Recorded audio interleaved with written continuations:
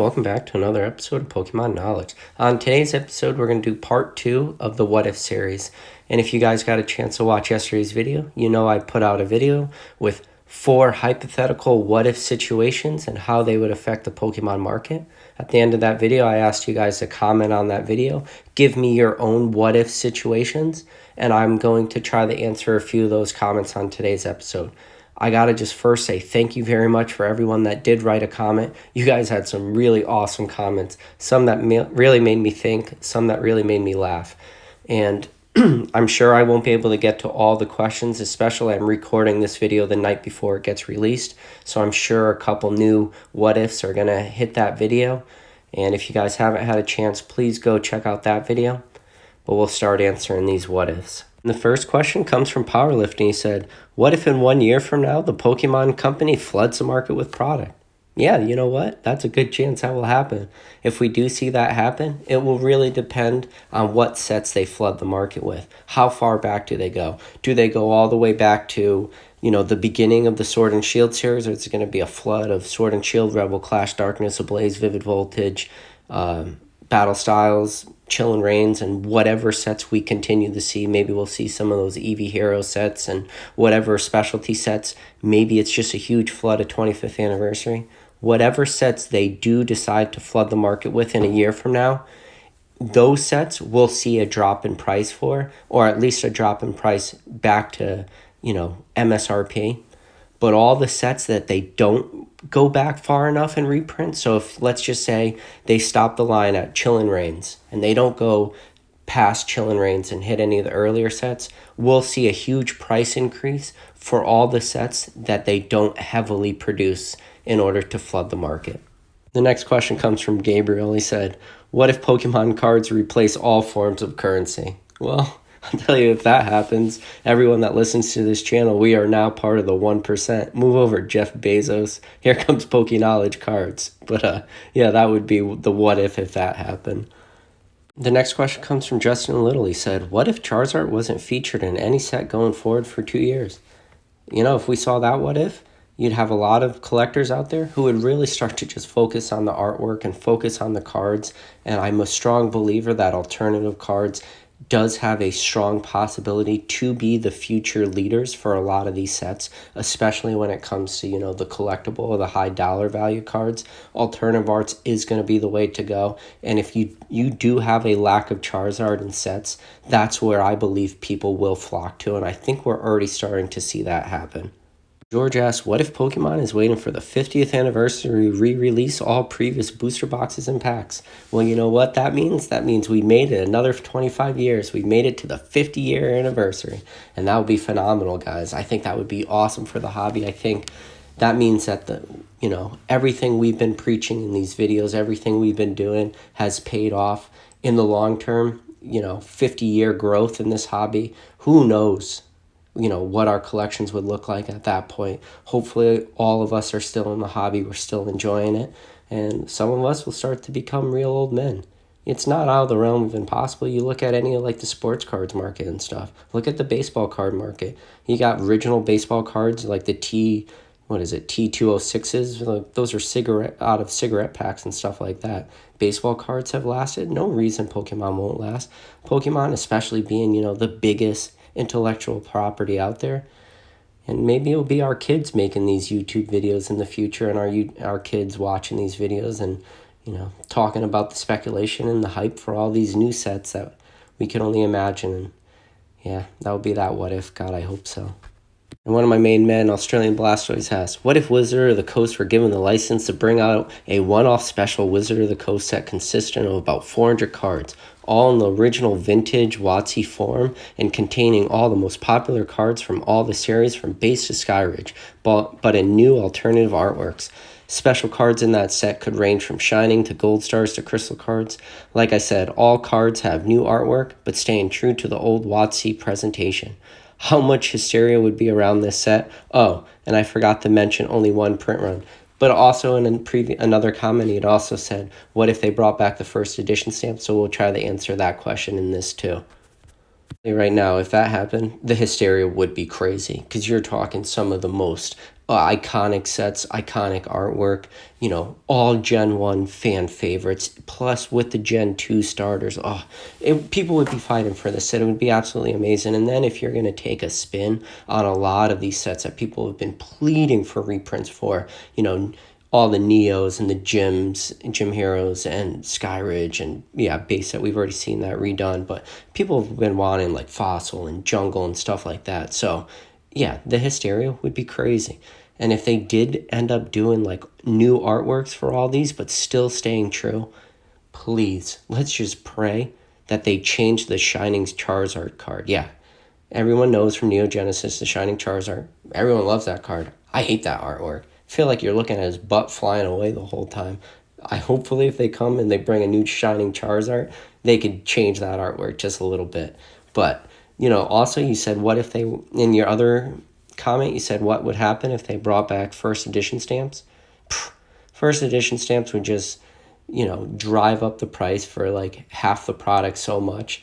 I think people would, really be struggling to get product, and the secondary market for first edition sets would just be crazy. And I think people would end up ignoring a lot of, I guess you would call it the unlimited versions, and people wouldn't even pay attention to it. I would be very interested with a set like that, right? That was so large, that had so many cards. I would be curious, like, where would people value the cards? Or because you would have the options for everything. You would have so many different fan favorites.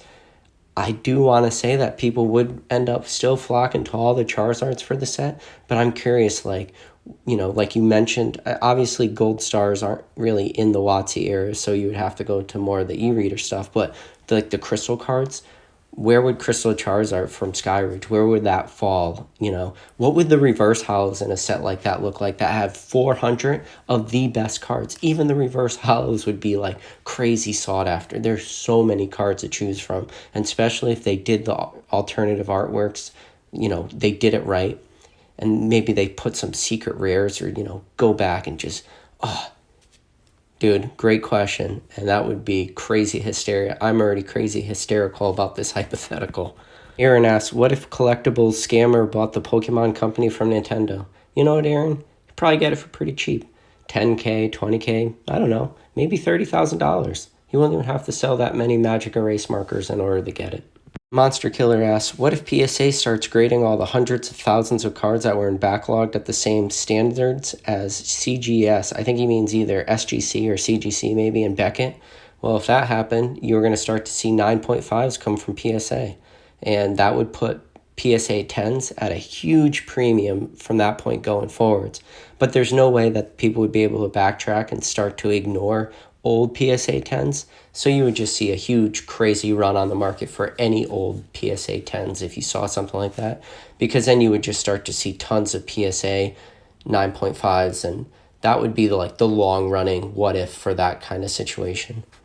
And Stefan asks, what if all the biggest collectors of vintage met up for some kind of collector event in the Alps and they get snowed in, have to burn their collection, survive, and all of a sudden I have the largest collection in the world? I would then have Leonhardt by my side like Princess Leia. And I hope you're talking about Princess Leia by your side in the gold bikini, because that would be a absolutely hysterical thought process to see Leonhardt in the gold bikini. But hey, man, yeah, I guess all the other Pokemon collectors would have survived because they would have stayed warm, but you would have lost me. There would have been no more Pokeknowledge videos because people would have to pull those cards out of my cold, dead hands. Pokegal asks, what if buyers actually know box breakers make an hour in the profit margins? Well, you know what?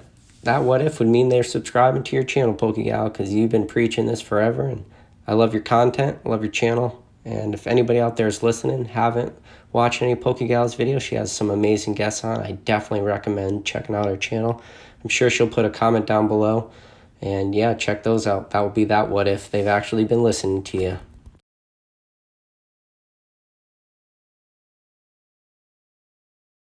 DNG asks, what if Wizard of the Coast released the print run numbers for base through Skyridge? Oh man, can you imagine trying to go through those numbers? I would be curious to see, how much base set does exist opposed to everything else. We all know there's a ton of base set.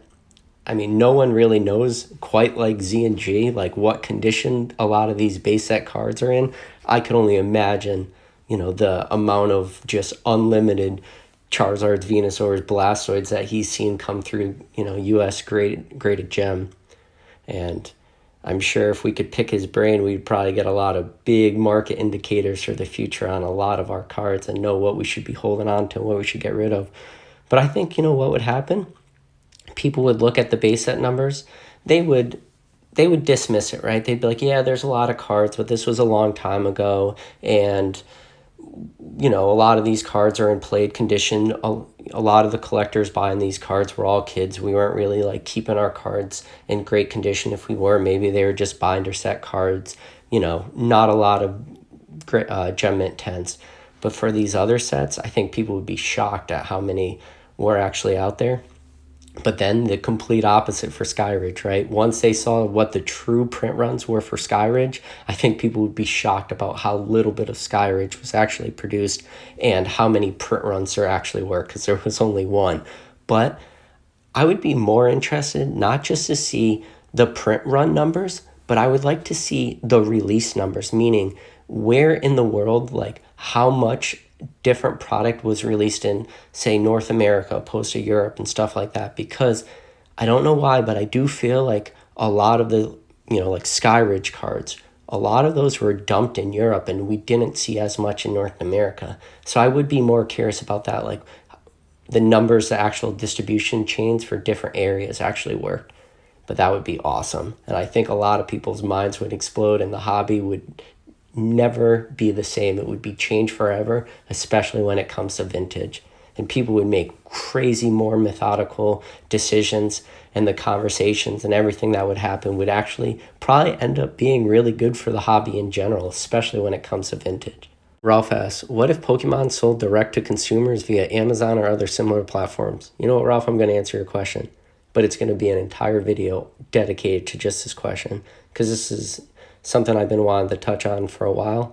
I know Rudy from Alpha Investments did do his own video talking about this exact same question, and I think there's a lot to talk about, not just for Magic the Gathering, but also for Pokemon, and I'm very interested in this topic. But other than that, listen, if you've made it to the end of this video and you're still not subscribed, hit that subscribe button.